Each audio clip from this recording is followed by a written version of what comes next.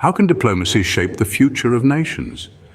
This question becomes more crucial when we delve into the recent political developments in Pakistan.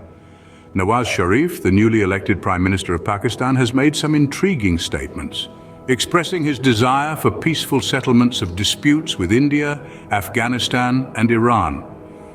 Sharif's election has brought a renewed sense of hope for a diplomatic thaw between these nuclear-armed neighbors, especially with India. The historical tension between these nations is no secret, with issues like the Kashmir dispute being a major point of contention. Sharif's approach towards these issues shows a marked difference from his predecessor, Imran Khan.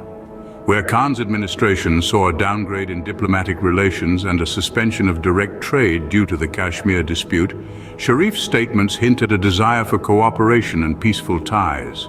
As Nawaz Sharif steps into his new role, his diplomatic approach towards India, Afghanistan, and Iran seems to be a promising start towards repairing the strained relations.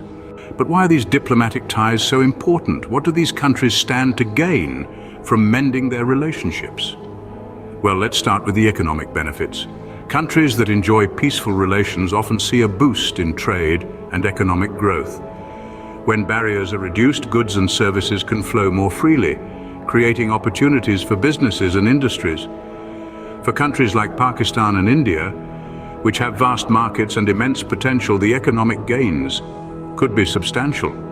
Moving on to political benefits, diplomatic ties can lead to increased stability in the region. Disputes and conflicts can be addressed through dialogue and negotiation rather than military confrontation.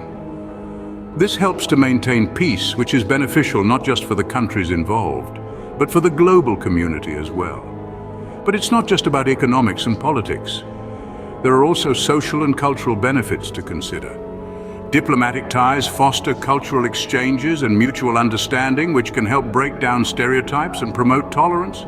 People-to-people connections can also be strengthened, leading to a more connected world. That being said, pursuing diplomacy is not without its challenges. Domestic pressures, geopolitical influences, and historical animosities can complicate the process. For example, in Pakistan, there's a delicate balancing act between maintaining good relations with the United States, Russia, and China, while also trying to mend ties with India, Afghanistan, and Iran. It's important to note that diplomacy is not a zero-sum game.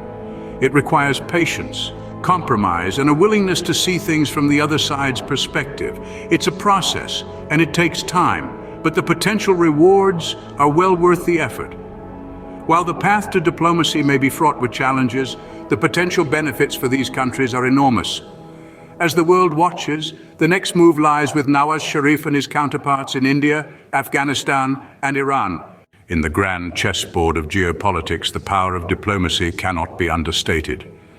As we've explored, Nawaz Sharif's diplomatic approach marks a pivotal turn in Pakistan's foreign policy. He's emphasized the importance of mending ties with India, Afghanistan, and Iran, a move that holds promise for regional stability and mutual growth. However, the road to successful diplomacy is fraught with challenges, from domestic pressures to complex international dynamics. Sharif's task, therefore, is no small feat. The future of these nations hangs in the balance, with diplomacy serving as the fulcrum. Only time will tell how these diplomatic moves will shape the region and the world at large.